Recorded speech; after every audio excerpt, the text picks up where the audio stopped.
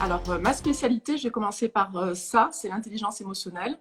Et on va dire, mon cœur de métier, c'est l'accompagnement. Et je le développe de diverses manières. Donc, avec du coaching, avec de la formation, des ateliers, de la facilitation et de la préparation mentale aussi. C'est-à-dire que j'accompagne des sportifs et des entraîneurs et j'utilise l'intelligence émotionnelle pour le faire. Mais vraiment, on va dire, de manière complète, si je veux vraiment parler de ce que je fais. En fait, moi, j'accompagne les personnes à trouver leur vision, à renforcer leur confiance, leur estime d'eux-mêmes et aussi à identifier leurs ressources. Ça, c'est surtout la partie qui est importante, l'identification des ressources pour après justement nourrir cette vision et puis y aller sereinement et élargir les perspectives parce que je sais que ça, c'est des sujets que tu aimes bien sur les conditionnements des entrepreneurs, etc.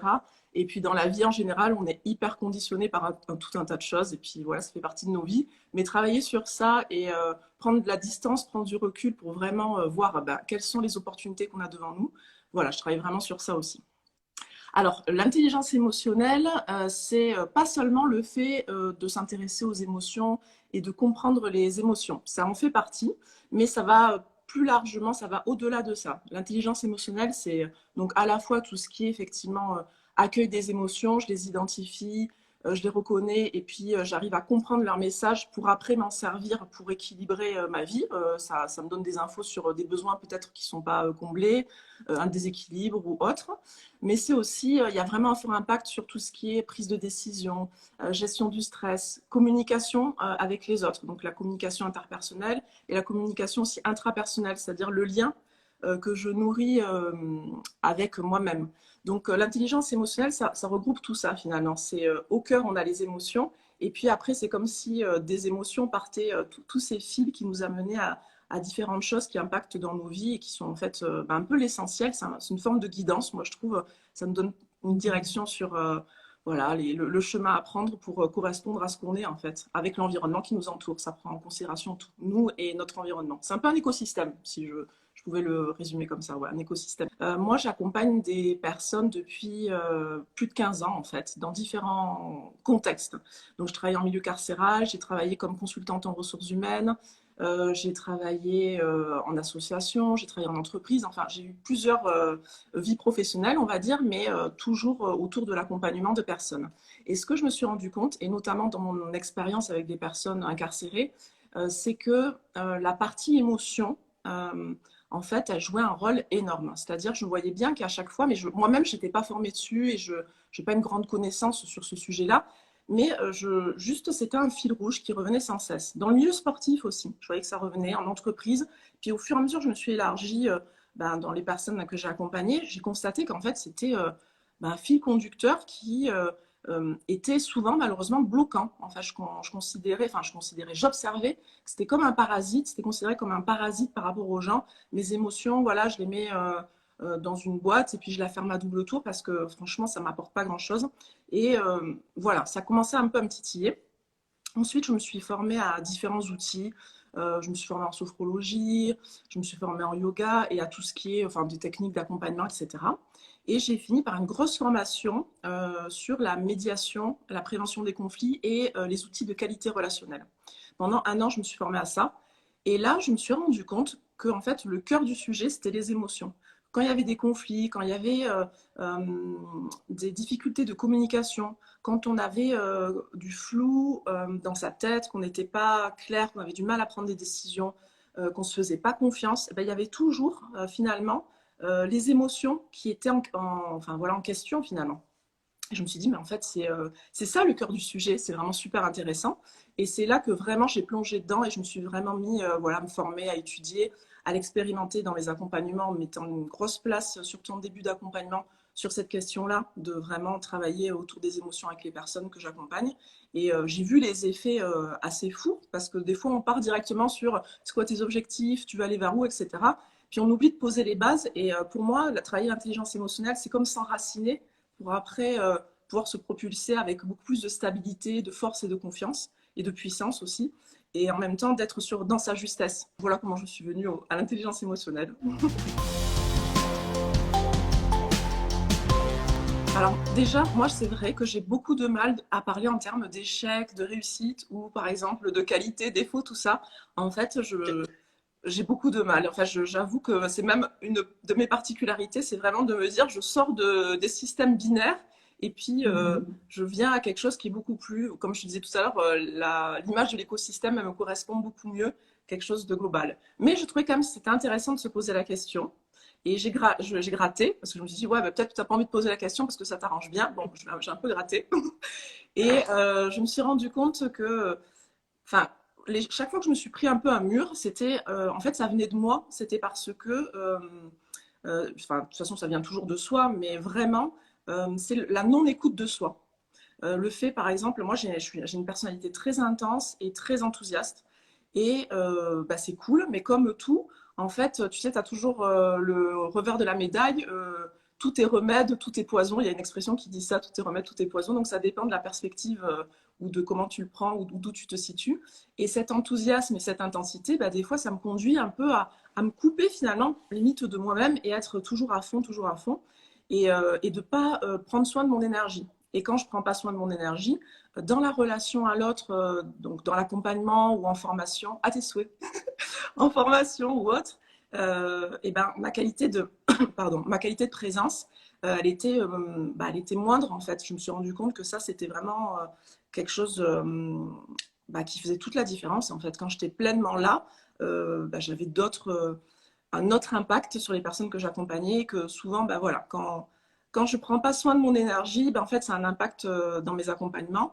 Et la plupart du temps, ben comment dire, je tire les derniers bouts d'énergie qui me restent pour quand même être au top dans mes accompagnements. Et du coup, ça impacte ma vie personnelle, ben, mes relations avec mes proches, ma famille ou autre. Donc, c'est vraiment le plus gros échec et du coup, le plus gros apprentissage, je dirais ça comme ça, c'est de prendre soin de mon énergie. Et c'est quelque chose que j'insuffle aussi beaucoup dans mes accompagnements, cette notion un peu d'écologie intérieure, voilà, d'harmonie, d'équilibre, de toujours être, en fait, on est toujours sur le fil, on essaie de chercher l'équilibre.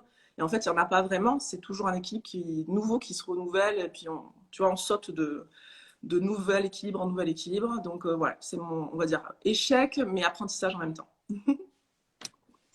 Silhouette Alouette qui me dit c'est totalement vrai, je suis d'accord. C'est vrai que moi, ça m'a tilté dans la tête quand tu as parlé du fait qu'il y avait toujours deux côtés, deux facettes, Oui, positives ou négatives, entre guillemets. Et c'est vrai que pour moi, dans l'entrepreneuriat, le plus dur, c'est moi-même en fait, parce que je m'auto-sabote, je me mets des blocages, émotionnellement, je suis très très sensible, et du coup, c'est très dur en fait d'essayer de, comment dire, outrepasser tout ça qui te pèse vers le bas. Donc ouais, pour moi, les émotions, c'est aussi pour ça que il y a un live dédié aux émotions. oui. Pour moi, c'est la base en fait. Oui, mais complètement. Ouais, c'est ça, c'est vraiment, comme tu dis, c'est la base, c'est comme un socle en fait. Et ça ne veut pas dire que d'un coup, on va se transformer en maître de la zénitude et que tout va nous passer comme ça et enfin, on va être dans une maîtrise, un contrôle de ses émotions impeccable. Pour moi, c'est vraiment pas ça l'objectif. C'est un peu, moi j'aime bien prendre l'image d'un océan en fait. Et quand on plonge dans l'océan, tu vois, c'est toujours calme, on voit très loin, c'est limpide, on voit les poissons à 30 mètres, enfin, c'est toujours un endroit serein et très calme. Et par contre, à la surface, ben, parfois c'est calme, parfois il y a des remous, parfois il y a des tempêtes. Et je dirais que nous, on est un peu comme ça aussi. Tu vois, en surface, ben, c'est un peu nos émotions, c'est un peu lié à notre environnement aussi. Des fois, il y a du vent, il y a du soleil, enfin, que sais-je. Et tout ça, c'est notre environnement. Et nos émotions ben, fluctuent. Mais elles sont de passage en fait. Et quand on prend conscience qu'en plongeant à l'intérieur de soi, on a cet endroit qui est calme, qui est limpide et qui est vraiment voilà, qui est sécurisé, dans lequel on peut toujours se ressourcer, bah, ça permet vraiment d'avoir un peu cette double vision. Peut-être on en parlera tout à l'heure parce que c'est dans les petites questions que tu m'avais posées, c'est un sujet que je voulais aborder. Voilà, c'est ça, c'est d'acquérir cette double vision et de savoir qu'on peut toujours replonger à l'intérieur de soi. Et ça aide à faire, comment dire, à accueillir l'émotion encore mieux au lieu d'en avoir peur parce qu'on sait qu'au fond, bah voilà, en fait, tout va bien. Rien n'est grave. Moi, je dis toujours, rien n'est grave, tout est important. Je fais toutes les choses avec beaucoup d'intensité, avec beaucoup d'engagement, mais au fond, je sais que rien n'est grave, qu'il y a toujours les moyens de rebondir. Il faut avoir confiance en ses ressources parce que les ressources sont là. Et voilà, c'est un peu ce double niveau. C'est compliqué de dire une chose parce qu'en fait, je vois à la fois, enfin, ce qui m'a apparu directement, c'est à la fois mes relations, c'est-à-dire ma vie familiale, ce que j'ai construit avec mon mari, mes enfants, mes amis. Je suis très sociable, amicale. En même temps, un peu, des fois, j'aime être dans ma caverne, mais j'ai un côté où, pour moi, l'amitié et la famille, c'était hyper important. Donc, je dirais les relations. Ça, c'est hyper important pour moi. Ça me nourrit beaucoup. Et d'un point de vue plus professionnel, c'est le fait d'avoir pu, pendant une longue période, cumuler à la fois, à l'époque, j'étais intervenante en milieu carcéral, donc j'accompagnais des personnes sous main de justice, je développais des programmes, etc. Et puis j'avais ma société, mon entreprise en parallèle. Et il y a un moment où ça a pris de l'essor, et vraiment, c'était comme si j'avais vraiment deux jobs en même temps pendant assez longtemps finalement. Et si on m'avait dit, voilà, ça va être ça ton emploi du temps, tu vas réussir à mettre tout ça en place, j'aurais dit, mais impossible. Parce que moi, je suis vraiment quelqu'un très attaché, justement, à avoir des temps de repos, des temps pour moi, etc. Et je me serais dit, non, jamais je vais imploser. Enfin, moi, je suis une grande dormeuse, je suis une bonne vivante et tout. J'ai besoin, voilà, justement, de cet équilibre. Et en fait, j'ai réussi parce que j'étais dedans et que j'étais trop à fond et que ça me plaisait trop. Et j'étais là où aussi, je me suis vraiment connectée à ce que c'est que être dans la bonne énergie, être dans un état de flow où justement ton énergie, elle est tout le temps en train de se renouveler et elle est vraiment toujours au point d'équilibre parce que tu fais des choses qui sont justes et tu utilises justement la bonne énergie au bon moment. Parce que souvent, ce que je me rends compte, c'est qu'on perd beaucoup d'énergie à être en lutte, soit interne, soit avec l'extérieur et aller à contresens de soi. Et là, je pense que voilà, cette période-là, en fait, je l'ai super bien vécue et elle a été source de beaucoup d'apprentissage, même si j'étais quand même crevée à la fin, parce que j'étais dans cet équilibre-là et que tout était juste. Donc, je dirais, voilà, mes grandes réussites, c'est voilà, mes relations et cette double période-là où il y a plein de choses qui sont construites et j'ai réussi à tenir le cap. Ouais, t'étais vraiment alignée dans ce que tu faisais, du coup, tout roulait. C'était facile pour toi. Oui, c'était vraiment ça. Je me posais pas du tout de questions. Euh, Mm. J'étais vraiment dans l'expérimentation. C'est-à-dire que j'avais plein d'idées, je posais des questions à tout le monde, j'engageais des, des échanges avec des personnes pour tester des idées. Et en fait, très naturellement, en fait, ça a pris beaucoup de place. Alors, je développais déjà des choses, mais c'était plus des choses extérieures qui venaient à moi, des demandes qui venaient à moi, tandis que là, c'était moi qui étais en train de développer et de mettre au monde plutôt mes offres, mes services. Tu vois, j'étais plus en réponse, j'étais plus en création. Et en fait, ça m'a tellement plu et je me suis rendu compte qu'en fait, la créativité, c'était vraiment au centre de mon fonctionnement, que j'ai vraiment un esprit que je pensais d'ailleurs au départ un peu problématique parce que moi, je suis un peu une machine à idées. Il faut vraiment me canaliser. Je manque jamais d'idées, mais du coup, des fois, je trouvais ça un peu encombrant. Et en fait, là, d'avoir trouvé un espace vraiment juste, c'était plus du tout encombrant, c'était juste, juste. Pour cet atelier, ce que j'aimerais faire, c'est déjà, bien sûr, partir de ce socle des émotions et notamment de l'apprentissage du processus d'accueil des émotions. Vraiment pouvoir transmettre qu'est-ce que c'est que ce processus d'accueil, à quoi ça sert, comment ça peut nous aider dans notre vie d'entrepreneur, comment ça peut nous aider justement à prendre des décisions, à réguler son stress et à faire que nos émotions, ça devienne véritablement des alliés et des guides pour vraiment nous permettre de nous équilibrer et d'avancer et de manière surtout pérenne parce que je considère que plus tu prends en considération tes émotions, plus tu crées de l'équilibre, plus tu crées de l'harmonie et plus en fait dans la longueur tu vas tenir quoi, tu vas pas exploser en plein vol parce que justement tu as rompu à un moment cette connexion à toi et cette connexion à ton environnement. Donc ça va être la première partie. Et après, je vais vraiment essayer de transmettre tout ce qui est autour du modèle de l'intelligence émotionnelle avec les 5 piliers qui sont la conscience de soi, l'expression de ses émotions, la communication justement avec les autres et après la régulation du stress et tout ce qui est autour de la prise de décision. Donc, je vais essayer vraiment d'avoir une sensibilisation, de permettre aux personnes qui seront à l'atelier d'être sensibilisées à ça pour que le fait que les émotions, enfin tout ce qu'on aura vu sur l'accueil des émotions, puisse vraiment être implémenté dans leur quotidien et qu'ils voient directement, OK, dans quelle situation ça peut me servir, à quoi je peux me raccrocher, avoir vraiment des outils très pratiques, au-delà de la théorie du concept, mais des choses très pratiques pour pouvoir implémenter toutes ces ressources dans leur quotidien d'entrepreneur. Pour l'atelier, est-ce que quelqu'un peut venir avec une problématique de Ah, moi, dans mon business, je rencontre souvent de la peur et je suis bloquée. Comment je peux faire? Est-ce qu'on peut venir avec ce genre de... Ah, mais tout à fait. Ça, c'est justement, je vais vraiment engager et encourager les personnes qui seront là à partager comment les émotions, bah, ça peut être des limites, des parasites pour eux. Et après, pour qu'on le transforme et qu'on voit comment ça peut être des ressources. Donc, on se servira vraiment bah, de cas concrets. Et bien sûr, moi, j'en ai en réserve, mais le mieux, c'est que les personnes qui participent à l'atelier arrivent avec leur propre situation. Comme ça, à la fois, bah, repartiront déjà avec bah, des outils, des réponses, des solutions, un élargissement des perspectives. Et toutes les personnes qui seront là pourront en bénéficier parce qu'on retrouve enfin, on retrouve souvent les mêmes problématiques. En fait, il y a plein de choses qui se croisent. Et puis, c'est l'intérêt des ateliers, c'est pouvoir croiser les regards et aller attraper à droite à gauche plein de petites ressources qui vont nous servir à nous-mêmes. Donc, surtout, allez-y, parlez de tous vos problèmes, on est là pour ça. Venez. Ne vous inquiétez pas, ce sera un cocon sécure. Il n'y aura que des gens sympas. Oui, Donc, vous pourrez vous livrer tranquillement. Nathalie est là justement pour être gage de tout se passe bien. exactement. Du coup, c'est où? C'est en virtuel. Alors, le festival Web and Business, c'est online. Donc, il y aura des lives et il y aura des visios. Donc, on sera connecté via Internet, mais on sera de chez soi, tranquille, dans notre cocon perso. Est-ce qu'on peut envoyer un MP pour en savoir plus? Mais bien sûr, envoyer des MP, on est là pour ça. Ok, du coup, autre question, si j'ai pas vraiment de problématique avec mes émotions, ou je crois ne pas en avoir, est-ce que j'ai un intérêt à venir à l'atelier?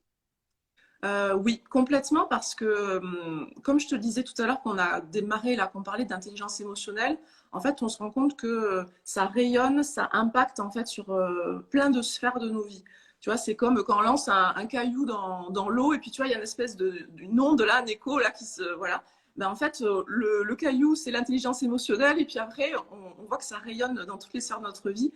Donc, sincèrement, voilà, tout à l'heure, je vous parlais du lien à soi, bah, de la régulation du stress, de la prise de décision, du fait aussi de l'écologie intérieure, d'avoir une harmonie en termes d'énergie. Donc, il y a tous ces points-là. Si vraiment vous êtes au clair sur tous ces points, non, mais franchement, venez me voir et donnez-moi votre recette parce que moi, en tout cas, même en étant très attentive à tout ça, je suis encore loin d'être au point, mais on a toujours quelque chose à apprendre. C'est un sujet qui est tellement infini, donc au contraire. Et puis peut-être que vous aurez justement des choses à partager qui auront du sens. Et puis, vous verrez, comment dire, vous ouvrirez votre regard peut-être à autre chose. C'est surtout ça qui est intéressant.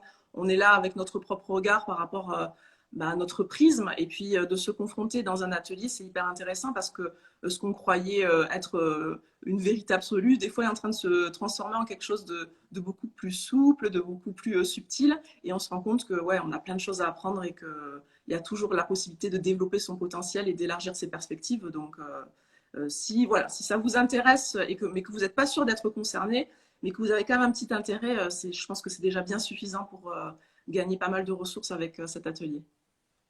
Trop bien. Ça me fait écho à moi, j'ai une grosse relation avec la peur. Donc la peur, c'est considéré comme une émotion négative. Et en fait, j'apprends petit à petit à me dire, OK, cette peur, c'est un message, donc ça veut dire quelque chose, ça me pointe du doigt quelque chose que j'ai pas envie de voir, que je mets de Oui, côté. Mais c'est utile. Et c'est vrai qu'on a tendance à l'oublier. On se dit, mais non, la peur, la colère, ça, la tristesse, oh mon Dieu, j'ai pas envie de voir ça de ma vie. ouais, ouais, non, mais c'est ça. C'est vrai que moi, je suis très attentive à pas tomber dans comment dire, la positive attitude à tout prix. Pour moi, ça n'a aucun sens Hmm. en fait, parce que euh, tout, enfin, tout est cyclique, tout est, tu vois, comme je disais tout à l'heure, il y a toujours un revers de la médaille. Et en fait, on peut observer quelque chose parce qu'il y a son contraire. Et on voit que tout est utile, en fait. Et que là, tu donnais l'exemple de la peur. La peur, c'est hyper intéressant parce que ça, c'est quelque chose de tellement universel. La peur, ça nous donne l'information principale, on va dire, si je généralise de prépare-toi. Il y a soit un danger, soit une situation inhabituelle, soit un changement. Voilà, ça nous donne cette information-là. Et donc, ça nous demande de nous mobiliser pour nous préparer au mieux pour faire face à cette situation ou à ce changement ou à ce danger. Et en fait, c'est une grande utilité. Donc, moi, souvent, ce que je dis, c'est que les émotions, et particulièrement ce qu'on appelle les émotions négatives ou désagréables, quand on leur laisse la place, qu'on les accueille dans notre vie et qu'on les regarde bien en face, au lieu de leur dire non, va-t'en, j'ai peur de toi, justement, mets-toi bien à distance, et en fait, on en fait des compagnons de route au même titre que les autres, c'est-à-dire qu'à un moment, ils sont juste là, sur notre chemin, pendant quelques temps, pour nous donner de l'information. Et puis après, en fait, ils passent. Je crois qu'une émotion, j'avais lu un article dessus, une émotion qui est complètement accueillie. Vraiment, le passage de l'émotion au niveau de notre corps, parce que c'est très corporel aussi, notre mental, enfin, de notre entièreté, c'est 2 à 3 minutes. C'est très, très court. Par contre, Ok. une émotion qui n'est pas accueillie, en fait, elle peut s'accrocher à nous à vie, en fait. C'est un peu l'image de. C'est comme si à chaque fois qu'on n'accueillait pas une émotion, qu'on avait une blessure et qu'on ne voulait pas la voir, etc., c'est comme si on avait une épine qui poussait. Et du coup, l'émotion, elle venait s'accrocher dessus, en fait.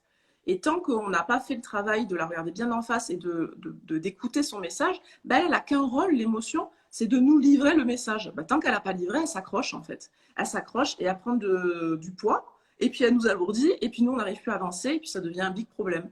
Donc en fait, voilà, quand on prend les choses à l'inverse, ça ouvre tellement de possibilités. Et après, comme je te disais tout à l'heure, ça n'empêche pas voilà, des fois de s'exciter, d'être hyper déçu, de se mettre à pleurer sans raison apparente ou que sais-je. Mais le fait d'avoir conscience de tout ce processus, on revient très très très rapidement en fait à l'essentiel et on acquiert très facilement, tu vois, ce double niveau de ok, je suis en train de vivre cette émotion en train de me traverser, c'est hyper intense, donc je la vis.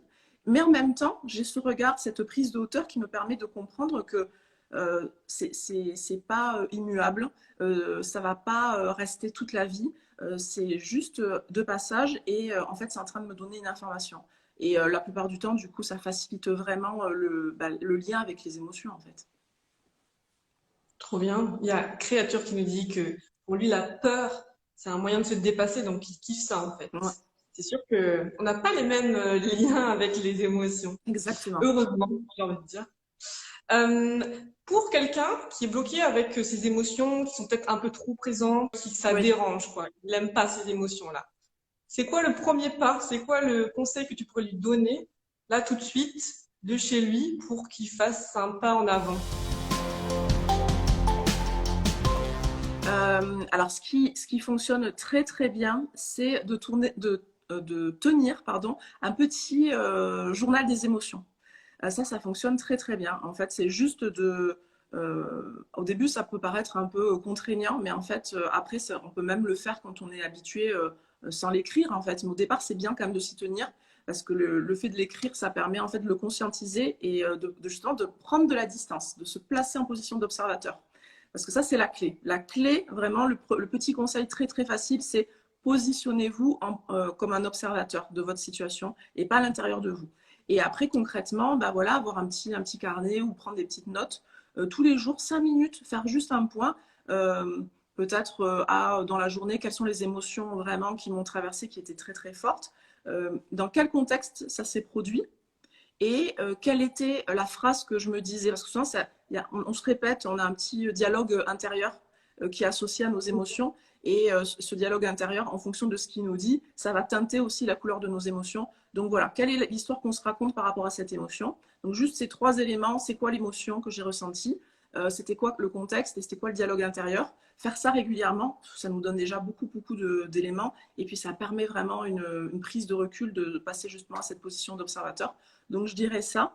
Et je rajouterais quand même que si vraiment c'est quelque chose de très intense et qu'on est un peu à la limite de la crise d'angoisse, etc., il y a plein d'outils autour de la respiration qui sont vraiment très efficaces et de très très simples d'accès. Moi-même, avant de les connaître, ces outils-là, je disais, ah oui, bon, c'est pas en respirant 3 fois que ça va aller mieux.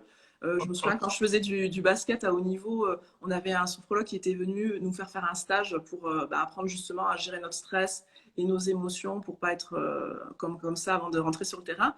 Et je me souviens que j'avais fait un gros rejet. J'étais en mode non, non, mais ça, c'est pas du tout intéressant. Enfin, ça m'énervait trop, quoi. En fait, j'avais pas du tout envie de respirer. Donc, je l'avais pas du tout, j'étais pas prête à l'accueillir. Je l'avais pas fait. Et plusieurs années après, avec un peu plus de maturité, etc., etc., je me suis dit, ah, c'est quand même vachement intéressant cette histoire de respiration. Allez, je vais déjà tenter pour moi. Et en fait, c'est incroyable comment c'est efficace. Il y a plein d'outils, il faut juste essayer et voir ce qui vous convient le mieux. Mais c'est terriblement facile, terriblement efficace parce que justement, ben, ça permet de faciliter cette position d'observateur et de sortir en fait de le nez dans le guidon. Et en fait, j'ai l'impression que je suis bouffée par la situation. C'est, voilà, on parlait de l'exemple de l'océan tout à l'heure. C'est comme si vous êtes au milieu des vagues, c'est le tumulte. Et puis à un moment, ok, vous plongez, vous ressortez, puis vous acceptez en fait de suivre le cours de l'eau et de vous laisser un peu porter sans être en train de lutter contre les vagues. Juste je me laisse porter, et puis peut-être que ça va me ramener au rivage sans que j'ai besoin de rien faire en fait. Donc voilà, c'est la respiration, je dirais, c'est un très bon outil. Le journal des émotions et puis la respiration. Je pense que j'ai eu une chance, c'est que quand je me suis lancée dans l'entrepreneuriat, en fait, j'étais vraiment, comment dire, c'était un sujet auquel je ne m'intéressais pas du tout avant. C'est-à-dire, je me suis lancée dans l'entrepreneuriat tout simplement parce que j'avais envie de donner vie à mes idées et de créer un espace pour mes idées et mes actions. Et donc, du coup, l'entrepreneuriat en tant que tel, c'est-à-dire toute la machinerie d'entrepreneuriat, mais je n'y pompais rien, je m'étais jamais intéressée. Enfin, tu vois, je ne suivais pas des gens sur Instagram qui étaient dans l'entrepreneuriat. Et puis même, tu vois, je te donne un exemple, Instagram, il y a 2 ans, je savais même pas ce que c'était. C'est ma sœur qui m'a dit, non mais Nathalie, quand même, il faudrait que tu te mettes à la page et tout. Enfin, c'est pour ton boulot, pour ton business et tout. Et du coup, je pense que ça m'a un peu protégée. C'est-à-dire qu'en fait, moi, j'y suis allée, mais avec, comment dire, tout mon enthousiasme et ma bonne humeur, tranquille, allez, voilà. Donc ça, c'était la première chose. Et après, quand même, il y a une injonction, c'était, quand je me suis un peu plus intéressée, c'était l'injonction de la spécialisation. C'était en gros, ouais, Nathalie, tu fais trop de choses, en fait.